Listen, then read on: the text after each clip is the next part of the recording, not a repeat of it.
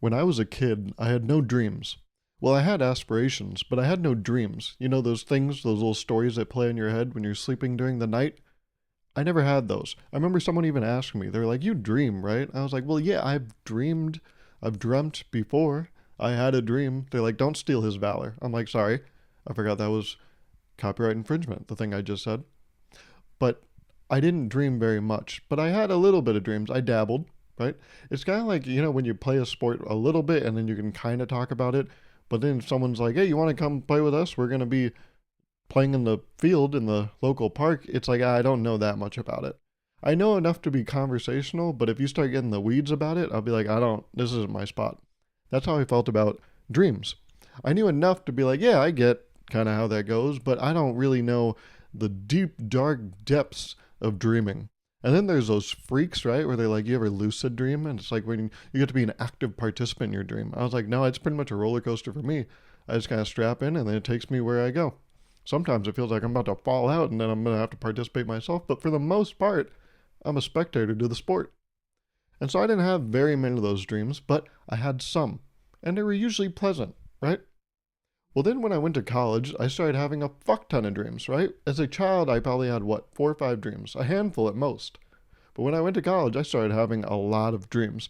And actually, I should say that they were nightmares, because in most of them, I was watching someone I know die. That was usually what was going on in the dream. That's how it would end. It'd be like this very, very crazy adventure, and then it would always end by me watching someone I know. It didn't have to be very close to me. It didn't have to be very far from me. I just had to have exposure to them in my life, and yeah, I would watch them perish in front of me. It was usually pretty brutal. It was usually like getting shot or stabbed. I don't know why that was a thing. But in college, yeah, I was having a lot of nightmares. And then when I graduated college, they went away. No longer did I have any of these nightmares when I would sleep at night. But I discovered that if I ever take a nap, dare I take a nap, I'm guaranteed a nightmare. I don't know what's going on, but if I nap, I get played a nightmare. It's kind of like punishment. It's like, "Oh, you want that extra 15 minutes? Go ahead." Yeah. It's kind of like a moment on the lips, a lifetime on the hips, except for like getting a quick doze off. You know? Those same people that sneak a Reese's cup in the middle of the night, that's like my equivalent. Except I'm trying to steal a couple Z's and my body's like, "I'm going to make this horrible for you." You're going to wake up and be like, "What the fuck was that?" And that's what happened to me this morning. I don't know if you do this, but this is how I do it. Some people, I might, alienate the audience here. Very polarizing topic, I suppose. But if I'm planning to wake up at 7 a.m., I will set an alarm for 7 a.m. And then subsequent alarms at 7:15, 7:20, 7:25, and 7:30. That's what I'll do. I'll set the alarm for the time I want to wake up, and then about 15 minutes out, I'll set like 4 alarms every 4 minutes. That's what I do. That's kind of my MO. And so that's what I did this morning. I set an alarm for 7 a.m. I woke up very groggy, and then I kind of laid in bed until 7:15 came around and truly woke me up. But those 15 minutes are a dangerous, nebulous place. I don't really know what happens during those 15 minutes. If you were to ask me, "Garv, are you conscious during those 15 minutes or not?" I don't think I could give you a clear answer. I really do not know what happens in those 15 minutes. Maybe I'm up walking around doing stuff. I wouldn't know. But for the most part, I think the understanding is I'm laying there for those 15 minutes, going in and out of consciousness. And so there's a little bit of dreaming happening, and I can't tell if it's like the dream you have when you're sleeping or if it's a daydream. But there's some kind of story being played to me. And this morning it was a weird fucking story. You see, I woke up at 7 a.m., hit the snooze, knowing that I had that backboard at 7:15, and so I rested my head upon that pillow. And the thing that played for me was weird as fuck. I started imagining in a very real way that I had woken up. It wasn't very creative, this story that was being played for me, but it put me in the same exact spot. I thought I had woken up, checked my phone, gone onto Twitter, and seen that Bernie Sanders had passed away. It was all over my Twitter. I don't know what the fuck was going on. And everyone was freaking out. And I remember consciously thinking, in my unconscious state, I remember consciously making a decision to be like, "I'm going to go back to sleep right now. But when I wake up, I'll take care of that. I'll start doing all the fact checking and being like, oh, well, how did he die? And then what conspiracies are people coming up with? And, what dumbasses writing, vax, question mark in the comments, But that was the first dream. And then very quickly after that, I had this same exact dream, except the subject wasn't Bernie Sanders. It was fucking Big Justice. You know the Costco guys? You got AJ the dad, and then the kid is Big Justice. I had another dream right after the Bernie Sanders dream that Big Justice passed away, and I was finding out through Twitter. I was scrolling, and everyone was like, oh my god, Big Justice. We're going to give you 5 big booms. Boom, boom, boom, boom, boom. Was that 5? I stopped counting after 3, and then I forgot where I was. But, you know, I even saw people being like, I'm going to eat a double chunk chocolate cookie in your honor. And those are my 2 fucking dreams. Pretty harmless, right? But someone died. Luckily, I didn't have to see him die in this dream. Usually I do. But that's the power of a nap, right? Now, I should have just stopped there. I was being a little risky and, played with the house's money. And I took a nap in the afternoon. That's right, came home from work, took a quick 30-minute nap. And during that nap, what the fuck was going on? Another person died, except this time it was my last remaining grandparent. You see, I still have one grandmother alive. And in this dream, that wasn't the case. I was closing the book on that chapter, closing that chapter of, she was not, I was at her funeral. That's what the fucking dream was, is what I'm trying to say. And it was weird as shit. I don't know what was going on. The setting was we were all in a log cabin. It was very dimly lit, but all the lighting was provided by torches. I could see, yes, you know, there was the casket up there, and I was surrounded by a bunch of people I didn't know. But to my left was my mom. But then, yeah, everyone else, I didn't fucking know who they were. And there was a lot of loud music playing. And I remember it was Icona Pop's and Charlie XCX's song, I Love It. And it was that really intense, you know, the beginning music where it's like boom, boom, boom, boom, boom, boom, boom. You know that? I'm not singing it correct, but it's that intense part before they, you know, jump in and they're like, oh, no, no, da, da, da, da, da, da, da, when you were gone. You know, the whole part. It was the part before that. It was kept replaying that over and over. It was really loud. And then someone came over and whispered in my ear. They said, hey, by the way, it's a little surprise for you. We prepared a totally original piece of music, and we have a guitar, and we want you to perform the piece. We want you to play the guitar and sing it. I can play guitar. I don't sing, so I don't know where the fuck they got those ideas from. But yeah, they were like, we want you to sing. And then the music just kept getting louder and louder and more intense. And then everyone, one by one, started staring at me. And like I said, my mom was to my left, but then there was a guy to my right. I had no idea who this guy was. But apparently we were close enough because he started poking me in the stomach with 2 fingers. And he just kept being like, go up there. I was like, what are you doing? And he kept poking me. He wouldn't answer me. He would always poke me first with 2 fingers right in the stomach. It was so uncomfortable. He kept poking me. He was like, go up there. You got to perform. I'm like, I'm not. Why? I'm not going to do that. And also stop fucking touching me like that. And he kept poking me. He was like, go up there. And then everyone just kind of started like whispering. And they were like, why is he going up there? Go up there. Go up there. And then I woke up. Now, I don't know what the fuck that's about, right? Because I'm not very close to this grandparent of mine. I know she's the last remaining one. But like, we have met maybe, I don't know, I'm being a little generous here, maybe 10 times total in my life. We had encounters. We don't really like run in the same circles, you know? So like, we're not that close. And I was thinking about it today, you know, after this dream, and I was like, if everyone else in our families died for some reason, and it was just us, I don't think we would hang out. I think we would be like, oh yeah, damn, that's crazy. And then we would just both continue to live our lives. I don't think we would be like, we should reach out to each other now. And like, as the sole 2 survivors, I think we should reconnect. I think we'd just be like, hey, I think that's a wrap on that, huh? You want to just kind of do our own thing? Yeah? Okay, cool. Now, I think the big issue is I don't think she speaks English. So that's probably why we wouldn't be able to hang out. But also, I think the more important fact is that I don't think we watch the same shows. So it's like, yeah, what would we talk about, huh? But yeah, we're not that close. So I don't know why I had a dream about this today. But now if I, take a nap, I'm pretty much guaranteed a nightmare. But I'm happy to report that, when I sleep at night, no more nightmares. Those don't happen. But when I nap, guaranteed, fright fest. And yeah, that happened 3 times today. Rest in peace, Bernie Sanders. Rest in peace, Big Justice. And rest in peace, my grandmother. The thing is, like, we're not, like, she just happens to be my dad's mom. Like, that's the only thing, right? Like, we have a mutual. That's the only reason we know each other. If my dad wasn't there, we wouldn't know each other. You know? Like, we would have never been introduced, if you think about it, right? I'm correct about that. It sucks. It sucks going to work, because it doesn't suck going to work. Let me explain myself before you jump on me with this. This podcast, right? It's based about the things. It's not based on anything, but I get a lot of inspiration from the things that happen in my life. But the majority of my life is work. And the thing is, I can't really talk about work here because I don't want to reveal people's secrets and stuff. But crazy shit happens, and then I'm like, what? I can't talk about this? This just happens in isolation, and then we can't talk about it. But there's a few things I can talk about where it's like, this isn't revealing anything. So it's like, I think it's safe. I don't think it's doxing anyone. But we had this past Thursday, a little after work event where we all meet at this bar, and it's like 60 people. It's all the people that live under this like one team. I'm technically like under that team. So I got the invite, and I went there, and there were a few people I knew. And there was one guy, he's 29 years old. For reference, I'm 26 years old. And he has 4 kids. And he was talking about his kids a lot the second half of our conversation. I'm like, this is kind of crazy. Because he's basically like looking at me and being like, yeah, I fuck. I'm like, okay, well. He's like, actually, I just took 2 months off.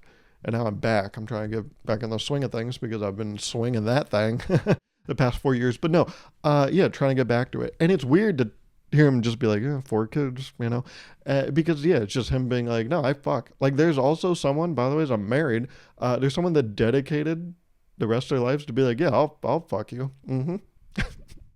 And guess what? We've yielded results. All our shit works, man. I'm like, okay, that's fine. I'm eating a cold chicken wing. And you know what sucks also? They have a small plate, and it's where you show up and then put stuff in your hands so you don't have to be awkward. And so I made a small plate of food. It was like a little dollop of hummus, a cracker, and a chicken wing. And then they started bringing out, like something to drink. And so I was holding a drink and then a plate in the other hand. And so I finished the drink, and then I was just holding a plate with a fucking wing on it for 45 minutes. Because there was no way to put the glass, and I couldn't balance the glass on the plate. So I just had a fucking wing. And then when I eventually got around to eating it, it was so cold. It was so cold and hard. That I don't even, I'm a guy. That's not how meat's supposed to work. You can't be cold and hard. That's impossible. Unless it's an icicle and you got frostbite. Do you think, no, not going to say it. No, yeah, I see, I even went back and was like, maybe you should, I think you could say it, but I'm not going to say it. I'm just thinking, if you got frostbite in a certain place, could some people in cold climates use that as a pickup line? Where it's like, oh no, if someone doesn't apply heat to the problem area immediately, I might suffer frostbite. Anywho, it was weird to talk to someone that's like relatively my age, right? That guy's the age of my sister. And he's like, yeah, I have 4 kids. I think one of them, he was like, the oldest, I think is like 7 years old. I'm like, what are you talking about? He was like, yeah, no, I've been going at it for a while. I'm like, I don't say stuff like that. He and this other guy came by, and they started talking about kids, comparing notes. And then they started talking about, getting their shit snipped. And I was like, I don't think I should be here. This feels like a weird place that I ended up, and I can't just walk away, like back out of. So I was like, I'm just going to stand here and be like, yeah, snipping our shit. Am I right? And they're like, why are you talking about that? I'm like, I don't know. I'm sorry. Maybe I should snip my shit, because clearly my contribution to this conversation wasn't great enough. So maybe why should I reproduce, huh? Why should we keep the DNA going? Why should we keep the gene pool pumping, huh? Yeah, I'm going to go. When are you guys going to schedule your thing? Maybe we do it together? They're like, I don't think we should do that. I'm like, oh, so now you don't even want to do shit with me. Okay, that's fine. I thought we were team building, but okay, fuck me then, I guess. Or I guess that's the problem. No one will. They're like, we can tell you don't have kids. I'm like, that's not what that means. Okay. But then, there was also a 50-something-year-old guy, and he was talking about like, oh, yeah, I got 2 sons, 23 and 21. And then, I got an 18-month daughter. I was like, well, don't say shit like that, because now I want to ask, and I can't because we're at work. So, like, don't say shit like that. You can't introduce details like that. You can't be like, yeah, my 2 youngest kids have a 21-year-old age gap. or like 20-year-old age gap. And then not expect people to be like, so you gonna show your work? What are you talking about? Yeah, no, I got a 23-year-old, 21-year-old, and 1.5-year-old. It's like, well, we can't, okay, dig into it, man. That's like someone punching you in the face that you don't know, and then you being like, not even mad about the punch, just being like, what the fuck was that? Why'd you punch me? And they're like, I'm not going to tell you. I'm like, well, that's almost more frustrating than the punch. The pain will subside in about 10 minutes here. Maybe 7 minutes because I'm that tough. Nothing's bleeding, right? Nothing's out of whack. They're like, your nose is kind of protruding in a weird way. I'm like, oh, really? Oh, no, you fucker. It just does that. That's how it looks all the time. Fuck you. That's almost more insulting than the punch. But that's how it feels when someone introduces some crazy shit at work. And then it's like, well, this is a trap. Because that's an insane thing you just said. But if I ask, what's that insane thing you just said? You going to explain that? Then I'm the bad guy. But you get off scot-free. Because you just said the thing. And then it's like a drive-by. They just like drive past and then shoot your ass. And you're like, what am I going to do now? Where do we go from here? If you want to have a conversation with me, we have to address that thing. And then later in the conversation, he did hint at a divorce. So I'm like, that maybe explains it. But still, we need details. We need to get into it, as the great Doja Cat once said. But I can't get into it, because we're at work. But yeah, it feels fucked up. Imagine someone punches you. You're like, well, what the fuck was that? You're like, I'm not going to tell you. I'm like, no, you have to tell me. That would annoy me for weeks. I would just randomly be like making dinner or something. And I'd be like, I should have said this. You would do that. You win an argument afterwards. That's not, everyone does that. You know what I just said? I just said some fucking Twitter shit right there. Well, yeah, you ever win an argument with yourself in the shower? 3 months later? Everyone does that, man. That's not, see, that's like it's like not niche of a thing for people to be like, oh, fuck, I do that. That's crazy. Yeah, I didn't even think, or like, I didn't even realize I did that until you pointed it out, but now you point out, oh, 100%. Like, I do that. But then it's like not such a widespread thing that everyone does it and talks about it. It's like an unspoken thing that everyone does, but then the people, it's played out. I don't need to be talking about it. But that's how it feels. Yeah, being at work and then someone being like, yeah, this is just some crazy shit. Yeah, we had to get rid of our dog. They didn't die. Anyways, what are you working on? I'm like, well, hey, then why'd you have to get rid of it? What the fuck is going on here? Huh? But you ask someone a stupid question, it's like asking them to hold a delicate object. And I've noticed in my adult life that you can't trust everyone to hold a delicate object. Because there's some people, yeah, you ask a stupid question to, and then you can see their face like contort as you're asking it. It's like they're getting, it's like someone's under a table just pinching them and they're slowly dealing with it. They're like, ow, God, what the fuck? It's like that. That's what it looks like when you ask someone a stupid question that doesn't know how to handle it.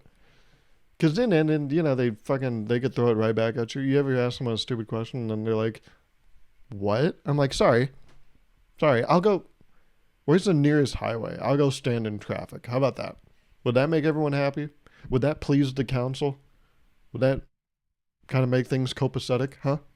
If I just ended my shit, knock my shit smooth off, huh? Would that make everyone happy? No, go ahead. Let's take a poll. Show of hands, say aye. Okay, we got quorum. Great, I'll go fucking off my shit. How about that? Cool, yeah. Let's set up a little get-together lunch for my last day, huh? Before I go fucking, listen to Icon and Pop while I lay down. You know what I'm saying? But, yeah, there's some people you can't ask stupid questions to, quote-unquote stupid questions, because then they make you feel like a stupid person, which you probably are being because, hey, you asked a stupid question, all right? If it walks like a duck, it quacks like a duck. Shut up, man. Shut up. I hate when people say that shit too. If it walks like a duck, it quacks like a duck. There's a lot of shit out there, man. Have you ever seen a platypus? That's confusing. If it's got a tail like a beaver, and it kind of feels like a beaver, if you touch its tail, it might be a beaver. It's not. It's a platypus. Okay? And if you put a little hat on it, it's Perry the platypus. So yeah, shut the fuck up. It walks like a duck, it quacks like a duck. You could do that. Could I call you a duck? If you walk like a duck, you quack like a duck, and I say duck, are you gonna go like that? Or are you gonna be like, yeah, that's me? Hmm? Which one's it gonna be? Playing the same song both ways, and guess what? The audience hates it. They hate both shows, the morning and the night show. Yeah, that matinee didn't pay off. So what are you doing, huh? But yeah, there's some people where, yeah, if you ask them a stupid question, it feels like they're taking the delicate thing you trusted them with and smashing it over your head. And they're like, you fucking idiot. Why would you ever bring this to me? I'm like, I don't know. Yeah, that's my bad. Honestly, that is on me. I should have known you can't, you, you can't handle glass. And some people, they're good at like handling one thing. They're like, oh, nice. That's cool. Now I can trust them to hold more delicate stuff. But then you use your one free delicate hold. And then they're like, no, fuck that. Some people don't have enough patience. By the second stupid question, they're like, oh, you again. I'm like, I'm sorry. I don't know what I did in a past life to be born as such a fucking dumbass. I'm so sorry. And can we get a little meeting with your whole family so I can apologize to your whole lineage? Is that cool? What's that? You're not really close to some of them? Oh, okay. So if like you and them survived and then the rest of them somehow died, you don't think you would hang out? Okay. Weirdly relatable. Very niche, actually. And I relate to that. I think it's been long enough, right? You know the Palisades fires? The LA fires? I wrote this shit down the week it happened, but I'm like, I don't think I should say this. It seems a little insensitive. But now, enough time has passed, right? I wrote down the week that happened. I was like, do you think people misplaced by the fires will stay in contact with their neighbors? Because, like, sure, you're close to some of your neighbors, but, like, most of them, there's probably not much besides, the occasional wave when you catch each other outside your house, and then maybe, during the holidays, you might drop a gift by your neighbors. I know me and my neighbors, everyone around me, like, we give each other gifts during Christmas, make each other a little something, drop it off with a card. But some people, that's like the only relationship. Like, if some of the people I've lived near, I'm like, I don't know much about. I know their name. I don't know what they do for work. I don't know how old they are. But every time I walk past, I'm like, man, hey, how's it going? Yeah, no, yeah, it's raining. Yep, I'm feeling that too. Oh, but you're not really close to them. So I wonder, in that case, there's probably some people, right? Like, if there's another person in this situation, right? Where you just kind of waved at them and stuff, they might think like, oh, we're really close. And then after the fire, when everyone got displaced and then maybe people found their neighbors on Facebook, do you think any of them reached out and was like, hey, neighbor, hey, how's it going, by the ways? We should link up sometimes. And then that person's like, oh, fuck. This person thinks we're closer than we are. Shit. And then that's kind of an innocent situation because it's like, oh, that person just maybe misjudged the closeness of our relationship. No harm, no foul. Maybe I will, go to that coffee thing with them, and maybe we will have an unlikely friendship. But what if you don't like your neighbor? And then, you guys got displaced, and then that neighbor you don't like reaches out and it's like, hey, neighbor, where are we moving to next? Where are we dropping, boys? Because, our shit got destroyed. And they're like, no, I know. Hey, listen, what happened to us was tragic. We lost our house, most of our belongings, and it's going to take years to recoup. And mentally, emotionally, I don't know if I'll ever. But one of the silver linings was I didn't think we were going to talk to each other ever again. Ugh, and you're kind of breaching that contract I made with myself. So can you just, and I mean this in the most polite sense of the way, fuck off? Like, shoot, was that too hard? Damn it. But I do wonder if there's any annoying neighbors out there that were affected by the fires and then reached out to neighbors that they annoy. And they're like, hey, when are we going to run this back? And then the neighbor being like, oh, God, I have to let them down easy. This isn't what this is. Oh, my God. Shit. Hey, I know, we're just living out of a hotel now, but my son, hey, he's having a birthday party and would love it if you could come. And it's like, I didn't even know you had a son. What the fuck? And then you have to be like, oh, no, can't do it that day. And you're like, oh, what are you doing? House shopping. And that's a valid excuse. So you could use that one. You could use that to get out of all of it. So I think, see, in a way, not only were you provided the illness, but you were also provided the medicine. Isn't that kind of poetic? Like your house and all your belongings getting burned down.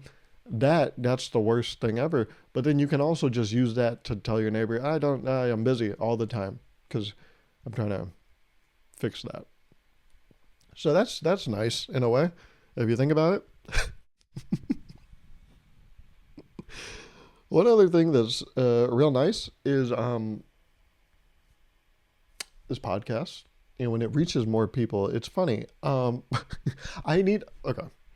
Let me apologize for last week, okay? Because at the end of last week's episode, I said that I was 6'3" and I said my friend was 6'7", and I didn't acknowledge 6'7". So I just want to come clean and acknowledge that. What's up? Oh, the Taylor Swift stuff. Also that. Yeah, that's okay. Thank you, by the way, for everyone that was like, hey, but fucking hunker down, Garv. It seems like they're coming in full throttle, all the Swifties. But it's okay. I've gotten much worse responses on like my main channel to certain videos. I've gotten like death threats from my main channel, believe it or not. So this was nothing. This was like, what, a handful of people being like, you don't understand Taylor. And like 3 of them had Taylor Swift username and profile pictures, which is okay. I don't, that's okay. They need a place to put, those feelings. And it's okay if it's, the comment section of last video. I feel no way about that.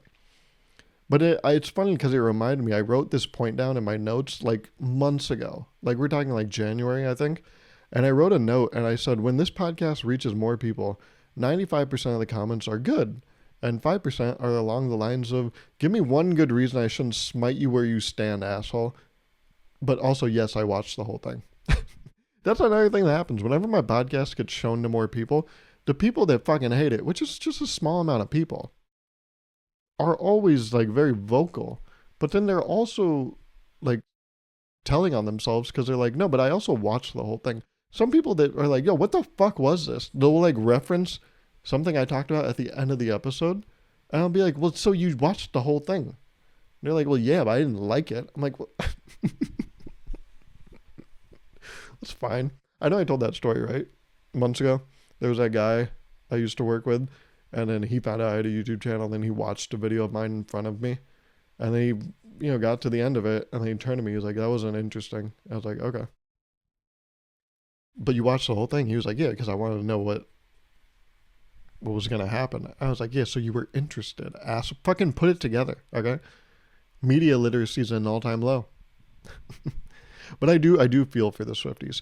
I don't blame them also because in the title of the video, I said Taylor Swift's album sucks. And that's probably right where it stopped for them. Full stop, right? It's like a bull sing red. They were like, oh, I'm going to kill this guy. So I don't blame them. Even though I was like, spent the first, 7 minutes of the episode being like, I feel for them. I know this is a tough time for them.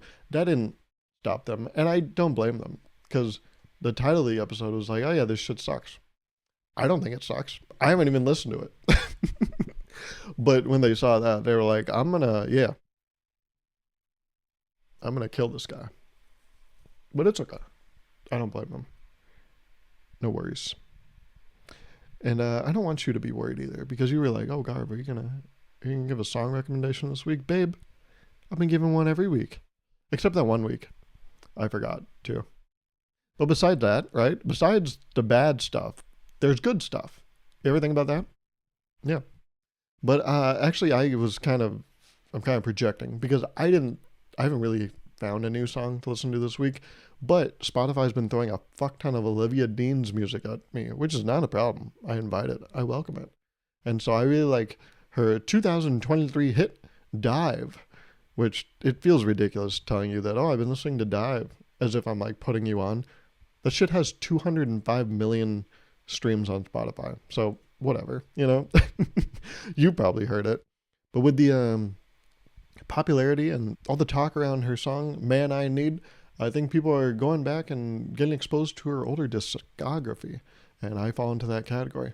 So check out Dive by Olivia Dean. I quite like it, and I hope you liked this episode. By the way, I don't say this ever because I just kind of get on here and talk about whatever. Do you guys want to know anything? By the way, if it's like some shit I don't want to talk about, I'm not going to talk about it. But I am curious, right? For all you regulars, you've sat and listened to this shit for what? Like 15 months straight? Do you want to know anything about me? Like, not about me, but like my thoughts on anything? Not that you should. I really think you shouldn't. That's an insane thing. But I am curious because I've seen other podcasts where a lot of people in the comments are like, "Oh, I would love if you talked about this." Would you love if I talked about anything? Are you curious? Also, I don't like this. I don't like when people on the internet do this where they're like, "Let me know, guys, what ideas do you want to see next?" Because it's like, hey, get off the internet then. I've seen some YouTubers where they're like, guys, I need video ideas. Let me know what you want to see because then I'll make that stuff. And I'm like, no, shouldn't you be on the internet making stuff because it's stuff you want to make? So I've never really liked that. So I'm just kind of like soft pitching this out to you. If you want to know something, because no one's ever asked a question to me, if you want to know something, let me know. I'll see if I want to talk about it. And if I do, I'll talk about it. Yeah. But I think we talked about just about enough in this episode, didn't we? So yeah, thank you so much for listening. Thank you so much for watching. And I will talk to you next week. Okay?